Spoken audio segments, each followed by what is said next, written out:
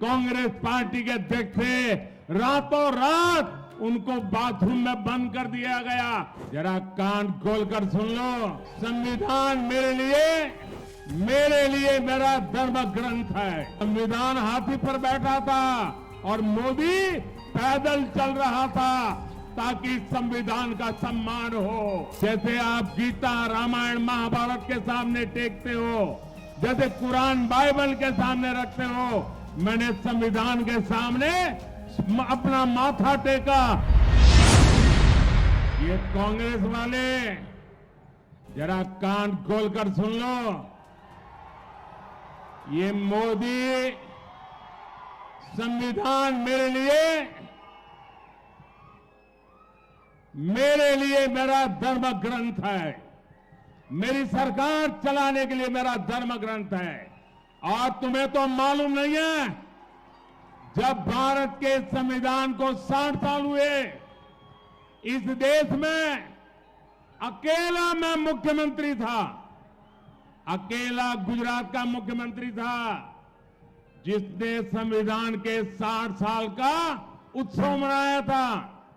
मैंने सुरेंद्रनगर में हाथी के ऊपर हमारे संविधान को रखा था और संविधान का सम्मान करते हुए जुलूस निकाला था।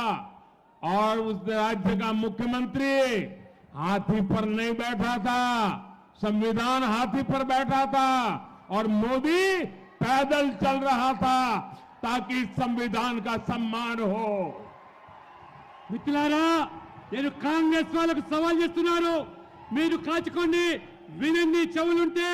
ఈ రోజు ఈ రాజ్యాంగం అంటే ఇదొక పవిత్ర గ్రంథంగా భావించే నేను, ఆనాడు దేశంలో ఒకే ఒక ముఖ్యమంత్రి గుజరాత్గా నేను, ఆనాడు 60 సంవత్సరాల రాజ్యాంగం రచించినటువంటి సందర్భంగా ఒక గొప్ప పండుగగా, వైభవంగా ఉత్సవాలు గుజరాత్ లో నిర్వహిస్తే ఏనుగు మీద ఊరేగింపు, ఈయన ముఖ్యమంత్రిగా మోదీగా నేను ఊరేగింపులో ఆ ఏనుగు మీద కూర్చొని ఊరేగించలేదు.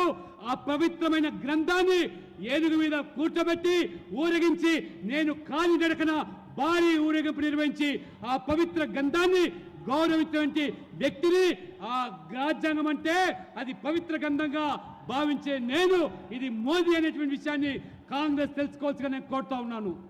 साथियों, मेरा समर्पण देश के संविधान के शब्दों के प्रति, देश की संविधान की भावनाओं के प्रति 2014 में देश ने मुझे चुन करके संसद में भेजा और जब मैं पहले दिन संसद में गया तो संविधान का प्रतिबिंब हमारे देश की संसद होती है और पहले ही जाकर के मैंने संसद के सामने सर झुकाया, अपना माथा टेका।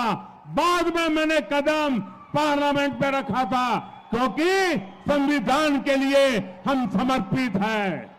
మిత్రులారా, రాజ్యాంగం పట్ల మాకున్నటువంటి గౌరవాన్ని మీరు శంకించాల్సిన అవసరం లేదు.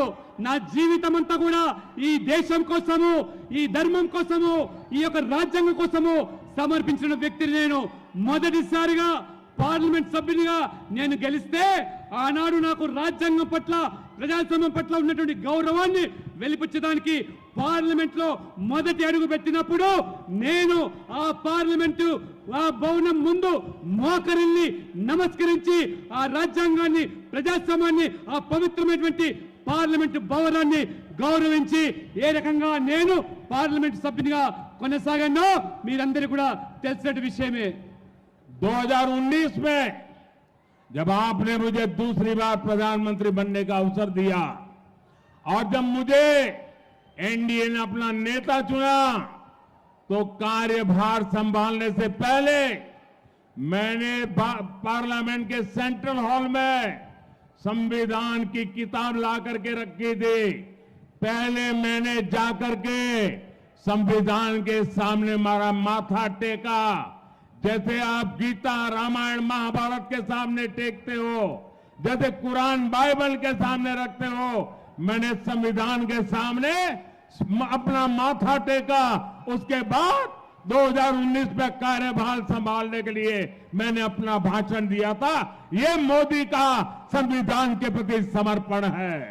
మిత్రులారా 2019లో రెండవసారి మీ యొక్క సమ్మతంతో ప్రధానమంత్రిగా నేను ఎన్నికైన తర్వాత ఎన్డీఏ నేతగా ఎన్నిక తర్వాత నేను నా బాధ్యతలు స్వీకరించే మొదలు ఆ పార్లమెంట్ సెంట్రల్ హాల్లో ఆ పవిత్రమైనటువంటి ఆ గ్రంథము ఆ రాజ్యాంగాన్ని ఆ సెంట్రల్ హాల్లో ప్రవేశపెట్టి ఆ సెంట్రల్ హాల్ ఆ పవిత్ర గ్రంథం ముందు నేను ఏ రకంగా ఆ యొక్క గ్రంథాన్ని ఒక పవిత్ర గ్రంథంగా ఏ రకంగా ఇవాళ భగవద్గీతగా ఖురాన్గా బైబిల్గా అన్ని వర్గాలు ఏ రకంగా పవిత్ర గ్రంథాలుగా భావిస్తాయో నేను సైతం కూడా ఈ రాజ్యాంగం కూడా అంతే పవిత్ర గ్రంథంగా భావించి ఆ రామాయణ మహాభారత లాంటి గ్రంథాలుగా స్వీకరించి నేను ఆ రకంగా పార్లమెంట్లో ఆ రకంగా ప్రధానమంత్రిగా బాధ్యతలు స్వీకరించి మొట్టమొదటి ఉపన్యాసం చేశారు.